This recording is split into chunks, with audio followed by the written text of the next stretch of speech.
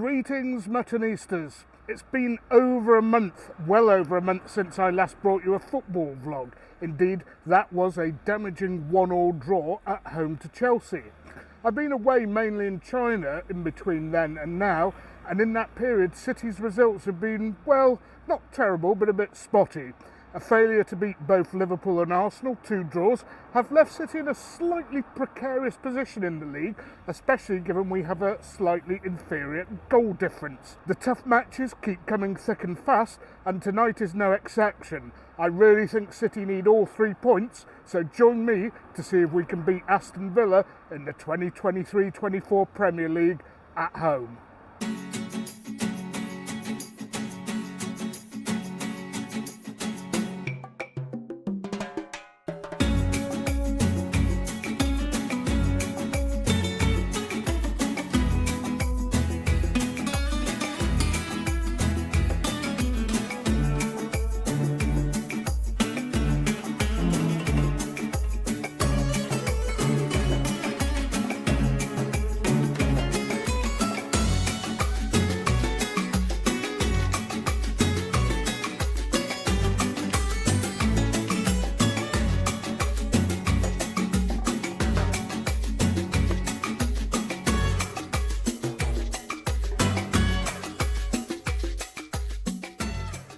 Right, Muttonistas, before I start talking about football, and I'm going to talk about football a little bit first today, I am actually recording this the night before the game because my schedule again is brutal. I have to fly off to Madrid the day after the game, so if I don't do it this way, you're not going to get the vlog for quite a few days. Anyway, great to be back here in Didsbury, having a pint of London Black at Reasons to be Cheerful Craft Beer Cafe.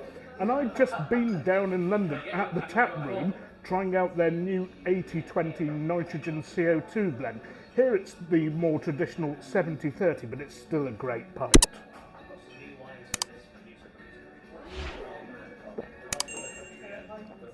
Oh yeah, that has hit the spot, that has.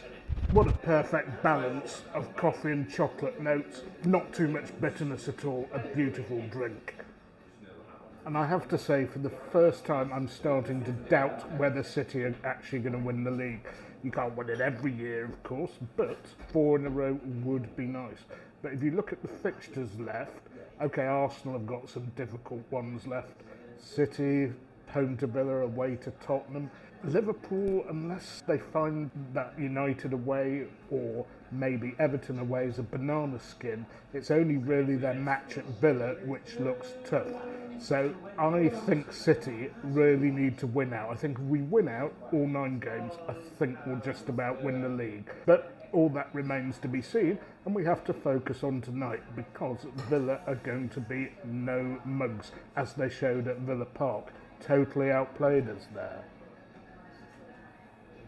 And I'm going to keep this chat short because I've just got back from China, Italy, London, and I'm enjoying my beer. But I will say that City have suddenly run into injuries at exactly the wrong time. Kyle Walker, our fastest defender, definitely not available tomorrow. Ake, who's playing well on the left, he's injured as well. Johnny Stones might be back. But we have to be careful because Villa have some pace up front, hoping that we'll be able to keep the ball off them long enough for it not to matter so much. Anyway, after my beer, it'll be food time, and one of my favourite restaurants in this area, the Platters Indian, has closed, but it's been taken over by another Indian. I've not been there as yet, but I've heard very, very good things about it, and it's somewhere where I could go on Matchday for an evening kickoff, because I think they open at 5 o'clock in the evening.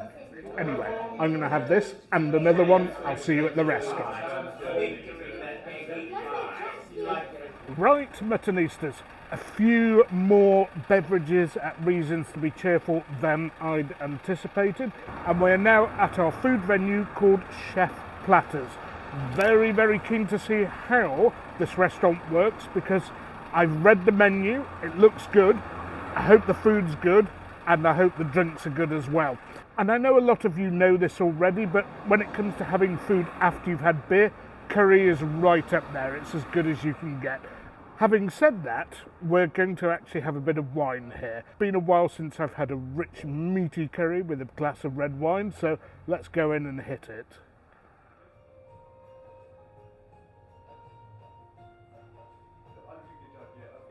So far so good, Muttonistas. Very impressed with the menu. Lots of interesting choices, particularly from the street food items.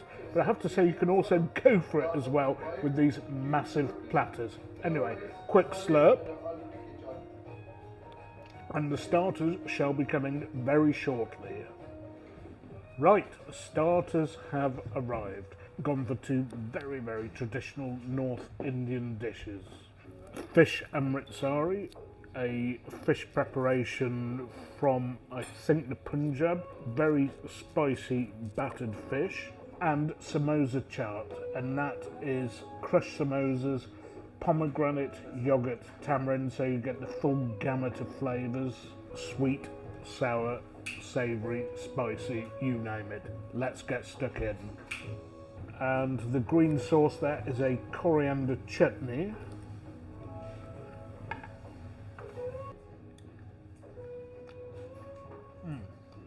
Beautiful. Spicy coating, but a very light coating. Fish not overcooked at all, so you get a good flavour of the natural juiciness and fishiness of the fish, but you also get a good flavour of the coriander and mint, and of course the spiciness emanating from the batter. Beautiful. So important not to overcook the fish in these dishes. Time now for the lamb chop, and always a very, very good bellwether of how well an Indian restaurant cooks.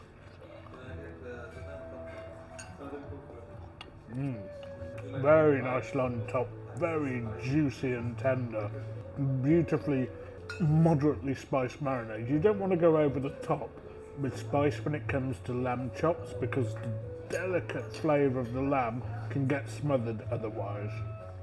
Okay, time for a quick slurp. Right, Muttonistas, chart time.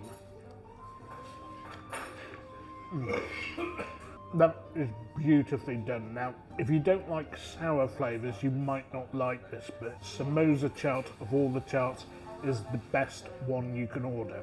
I made a video from Pakistan some time ago, equally popular throughout the Indian subcontinent, about chaats, and they really are a great starter.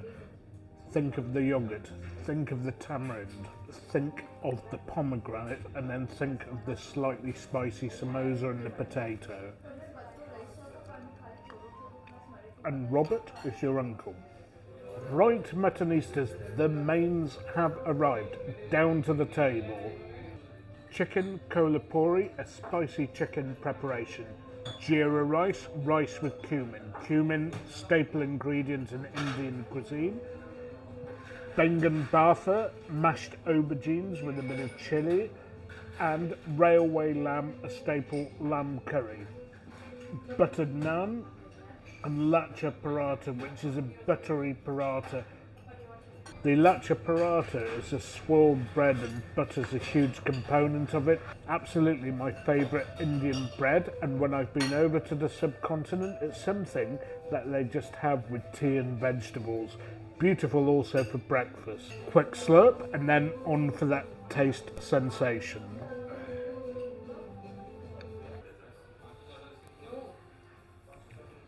Okay, Muttonistas, on to the bread. The buttered naan, the staple bread of the Indian subcontinent and Central Asia and Iran for that matter. Beautifully light and crispy, and it's great with curries. I think it's even better with tandoori. Anyway, on to the dishes. First of all, the aubergine, the vegetable. Always a favourite of mine, aubergine, because it soaks up the spices of the sauce that it's cooked in. No exception here. Medium spiced, lots of tomato, lots of onion, and a bit of cumin. A delicious side dish. Anyway, onto the lamb, railway lamb. Now, obviously that's just a name they've attached to curry. I don't think there's such a thing as a railway lamb curry. Anyway, here we are. very generous, tender chunks of lamb in a very, very tomatoey sauce. Obviously spicy, but not wildly spicy. Anyway, onto the chicken, which was described on the menu as quite a spicy dish, and the waiter even warned me about it. Well, no need to warn me, folks. Okay, if it's going to be spicy, cleanse the palate with a quick slurp. And let us try the chicken, which is supposed to be quite spicy. Spicy, not blow your head off spicy. Absolutely the pick of the three for me. Lots of chilli, lots of cumin. I'm loving it. Anyway, Muttonistas, I will get on with this. I will leave you the price at the end of this particular segment. I'm loving this food, loving the wine, and I will be back with you tomorrow for the pre-match chat at the Northern Monk, or wherever else I end up.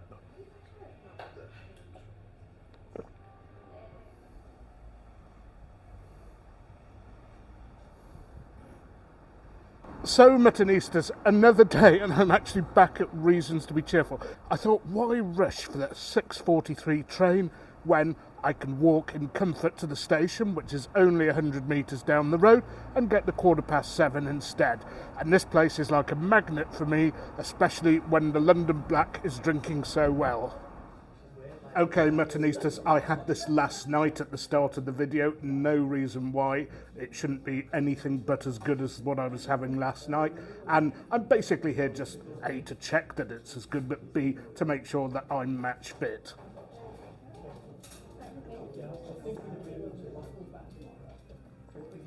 Yeah, that is beautiful. And a fairly new barmaid poured it, forgotten her name, but she poured it really well.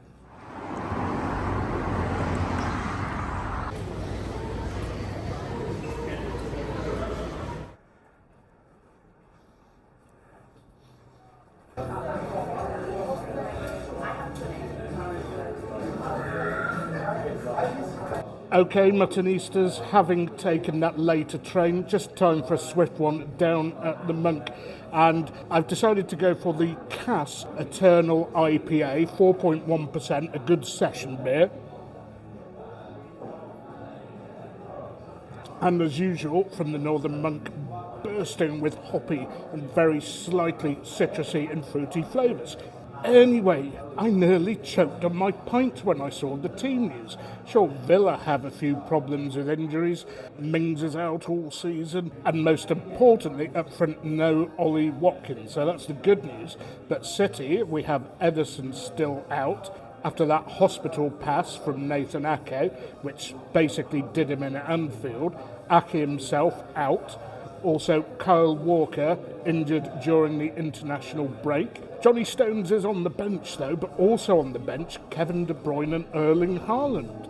Has Pep been listening to Roy Keane or something? At the back we have Gvardiol. I hope he can go back to playing at left back effectively.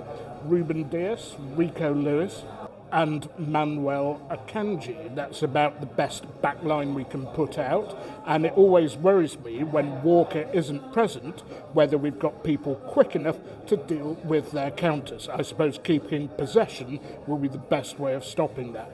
Rodri, of course, essential in midfield, and further forward we have Bernardo, Jeremy Doku and Jack Grealish, two wide players. Haven't seen him start with two wide men for a while.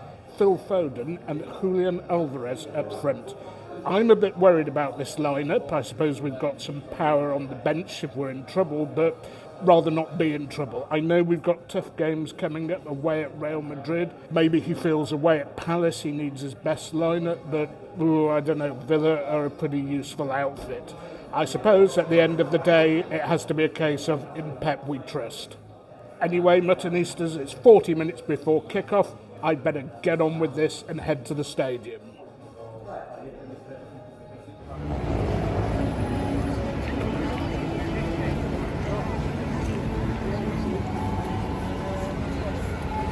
Okay, Muttonistas, few minutes till kick-off. I must admit I'm a bit nervy about this one. Time for Julian Alvarez and the wide players Grealish and Doku to step up to the plate tonight. We really need this 3 points. Come on, City.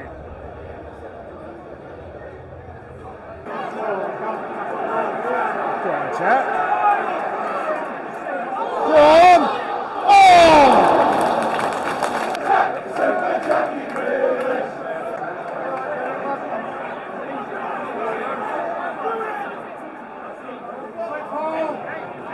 Unusual for me to report 5 minutes in, but City have started off brightly. I didn't quite appreciate how deep Aston Villa's injury problems are. No Martinez in goal, Robin Olsen instead. And also I saw John McGinn was serving a suspension for a red card. Hopefully once we've caught a good team at a good time when they're a bit short-handed. Go on, Jeremy. Go on! Yeah!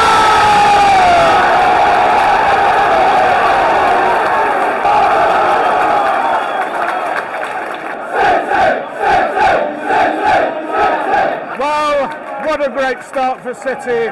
Great work down the right from Foden and Jeremy Doku, and at the end Rodri smashed it home. How many goals does that guy get from defensive midfield? 1-0 City.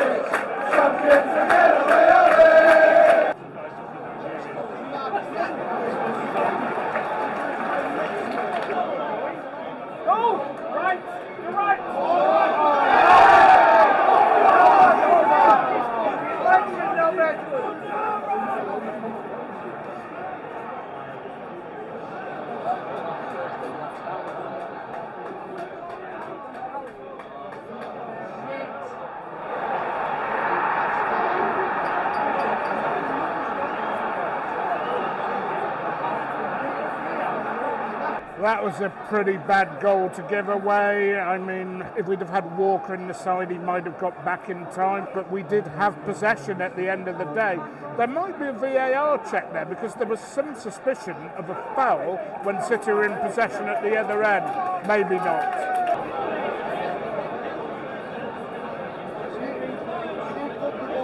Okay, so it's a check for offside. I mean, City are holding the ball back before taking it to the centre circle. I actually thought there might have been a foul at the other end, but maybe that's not in the same phase of play. Anyway, let's hope we luck out with this one. It's taking a while, maybe it's tight.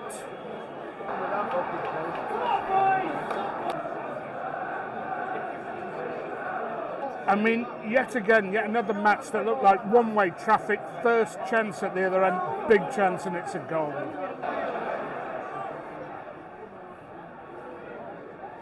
Go on, Rodders.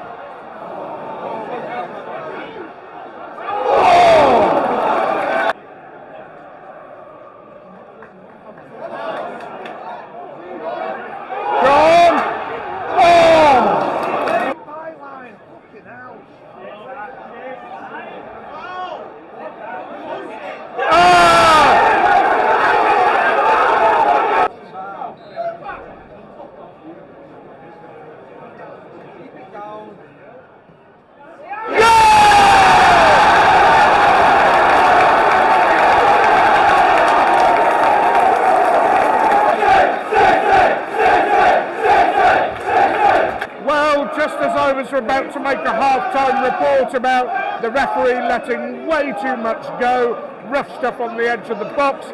We got a free kick, Phil Foden slotted it in.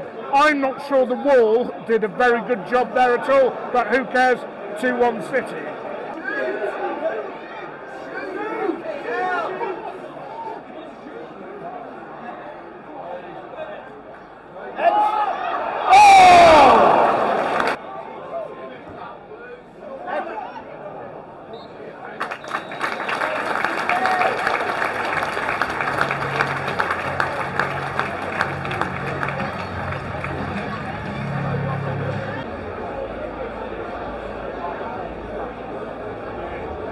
Well, I've never seen that before, Muttonistas, an electronic bar at a football ground. I must admit, call me an old fart, I like to see somebody pulling my pint for me. Anyway, good first half for City, pity about the goal. I thought City were on top from start to finish, and in the first 20 minutes we were so energetic, so effervescent. moving the ball forward quickly, but then we lost our way. Great start, goal from Rodri after work from Doku and Foden on the right, with Doku putting in a great low cross to Rodri, who smashed it home. We need more of that. Those are the goals we used to score a lot before we actually had a striker. But unfortunately, yet again, the first real chance we gave away was a big chance, and it was a goal. This is happening too often. I trust in Guardiola to be able to sort this problem out. I think had Kyle Walker been fit, he might have been able to sprint back and bust up the counter-attack.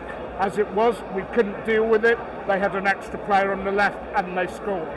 Eventually, towards the end of the half, we got our mojo back, put together some promising positions and got a couple of good free kicks on the edge of the area. I'm not sure what referee Darren England's been refereeing of late. Is it something from the World Wrestling Federation? But he eventually gave a couple of free kicks our way for totally blatant fouls, and the Villa wall seemed to part like the Red Sea to allow Phil Foden to make it 2-1. I think City deserved to be ahead at half-time. Anyway, great to have met so many Muttonistas here. If you see me at a match at a pub, please feel free to come and say hello. Okay, I might be filming, but apart from that, always receptive to meeting you all.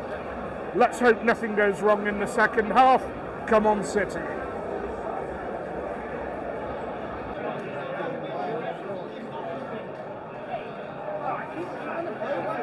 2 weeks, that City.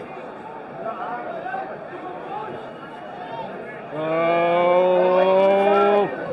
well then.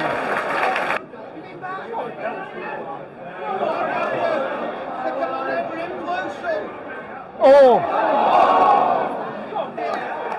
Fucking hell, ref.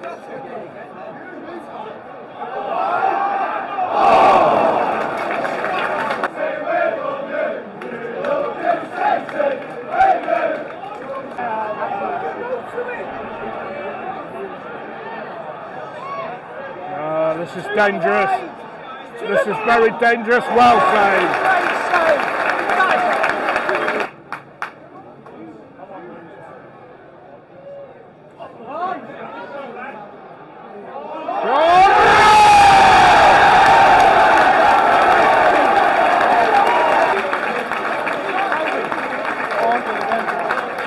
Okay, I feel a lot more comfortable now after those dangerous counter-attacks, and if anybody's in any doubt about who is going to be the man of the match, it is Rodri. Intricate footwork, slid the ball through to Phil Foden, who smacked it home. 3-1 City. I think we're good for the 3 points now. Okay, we've drawn a lot of games from home, but I think we're all right this time.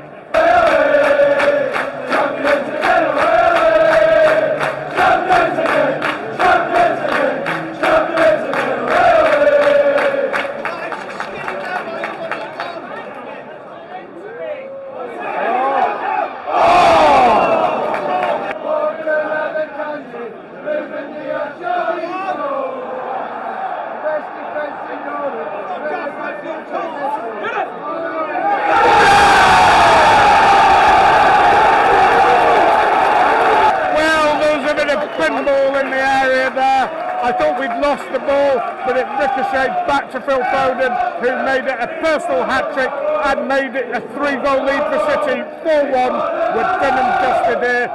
3 points for City.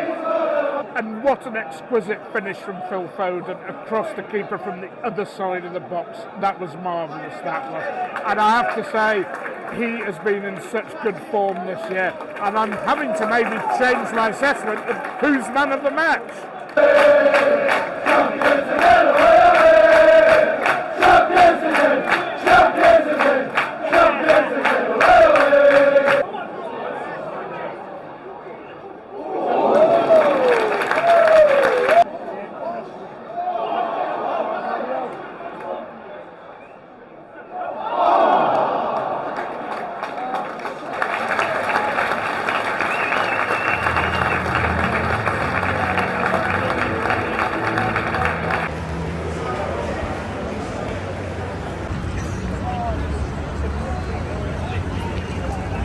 Okay, Muttonistas back at the Monk for a little post-match wrap, and I'm going to keep this very brief because I have to fly tomorrow and I want to get this out pretty quickly.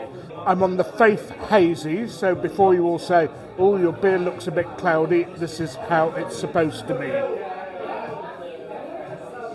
Anyway, on to the football. A commanding performance from City. Despite the referee Darren England allowing a lot of wrestling from the Villa players, I thought we coped fine, except that we didn't really have the pace at the back to deal with Villa's counter-attacks. We went 1-0 up. I thought a second might have killed the game, but Villa came back into the game and they took their chance when they had it. Again, without Kyle Walker's pace, I do worry about these counter-attacks. We took the lead just before half-time. I think the Villa wall parted like the Red Sea. I'll have to review the footage, but something looked wrong there to me. That completely changed the second half. Villa were on the back foot throughout, but they did have a couple more dangerous counter-attacks, and I do worry when we play Real Madrid in particular, less so Palace at the weekend, that the pace of Vinicius Jr. and Camavinga and others could catch us out if Walker is not back for that game, and I'd be surprised if he were back for that game. Again, for the third goal, Villa didn't really clear their lines properly, gave the ball back to us, and Foden made no mistake when he slotted the ball into the bottom corner. Goal 4, great work from Rodri again and others. And what a finish from Phil Foden, across the keeper into the corner. That is very, very hard to stop, very, very hard to pull off as well. As for Villa, they're having rotten luck with injuries. I mean, they have good players, a great manager in Unai Emery, and for their keeper, who's a very fine keeper, World Cup winner, to have to withdraw just before the start of the game, what a blow that was. As if the loss of Watkins wasn't bad enough. Anyway, I wish them well in their pursuit of a Champions League place. Next up for City, Palace away. Always a bit tricky. We've scraped some wins and had a 0-0 draw in recent years, but if we can deal with Villa, I think we can deal with Palace. My next vlog will be in Madrid, Real Madrid away next Tuesday. Obviously a tougher nut to crack. Two-legged tie, so a draw will be perfectly fine now. And I'm going to have to love you and leave you there, Muttonistas. It was great to be back watching City, great to be back in Manchester, and really good to be back at the Etihad. Please remember, as always, keep liking, keep sharing, keep subscribing, but most of all, don't forget, you can't beat a bit of mutton.